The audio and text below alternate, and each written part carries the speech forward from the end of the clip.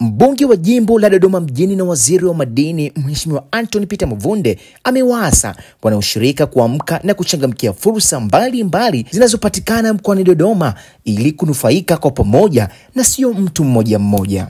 Nichukue fursa hii kuwaombeni wanaushirika wote kupitia jukwaa lenu,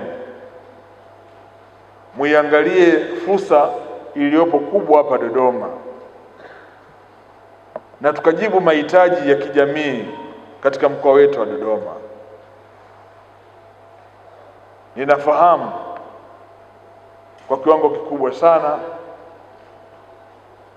ya kuwa hivi sasa ziko shughuli nyingi zinaendelea za kiuchumi hapa Dodoma, na ambazo mkilitumia jukwaa lenu vizuri, mkaunganisha nguvu, badala ya kila mmoja kubaki sehemu yake, na uwezo kufanya jambo kubwa na jambo ambalo litaleta manufaa makubwa kwa wanachama kupitia jukwaa hili. Tuna ujenzi wa uwanja wa ndege wa Msalato, uko 70% hivi sasa. Njia ya kukimbilia ndege imekamilika, imebaki majengo. Lakini ndege kubwa zitatua za abiria na mizigo.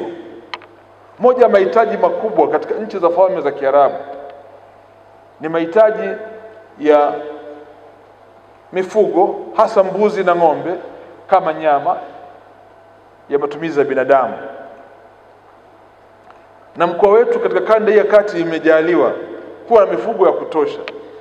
Natamani kuwaona wanaushirika wa Dodoma mnajiandaa, tusiwe watazamaji wa fursa, tuwe washiriki wa fursa.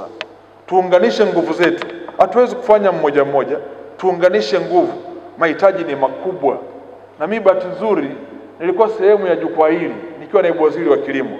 Nataka niwahakikishie kwamba niko tayari kuungana nanyi, kuunganisha nguvu, na hata katika utafutaji wa masoko makubwa, ili ushirika wetu uendelee kudumu na kudumu zaidi, na iwe fursa kubwa ya kiuchumi katika eneo letu. Ndugu zangu, ni ukweli usiopingika leo, jiji la Dodoma ni jiji ambalo linakuwa kwa kasi kubwa sana, na ndio makao makuu ya nchi. Lakini tuna vyama kutoka maeneo mbalimbali katika wilaya mbalimbali. Lakini uchumi mkubwa wa mkoa wa Dodoma unashikwa na jiji la Dodoma. Mahitaji ya maziwa ya ng'ombe leo kwa ajili ya mahoteli na restaurants tulizonazo ni makubwa sana. Inatulazimu kuchukua maziwa kutoka shambani kwa asasi Iringa. Mtu pekee anayesambaza maziwa hapa ni kupitia shamba la Mzee Pinda, waziri mkuu mstaafu. Haitoshi. Ndio wanasema lazima tuwe tuna ushirika unaojibu mahitaji. Ni fursa ambayo inaweza kukupelekeni mbali sana. Na njia yake ni rahisi tu. Yako maeneo ambayo mna uwezo wa kupata mashamba makubwa, mkalima majani, mkaweka na mifugo, mkanenepesha na mifugo, ikawa ni fursa kubwa ya mna mifugo ya nyama, mifugo ya maziwa, lakini vile vile na kuuza majani ya ng'ombe. Pale Iringa, asasi anafungua kiwanda cha maziwa ya unga.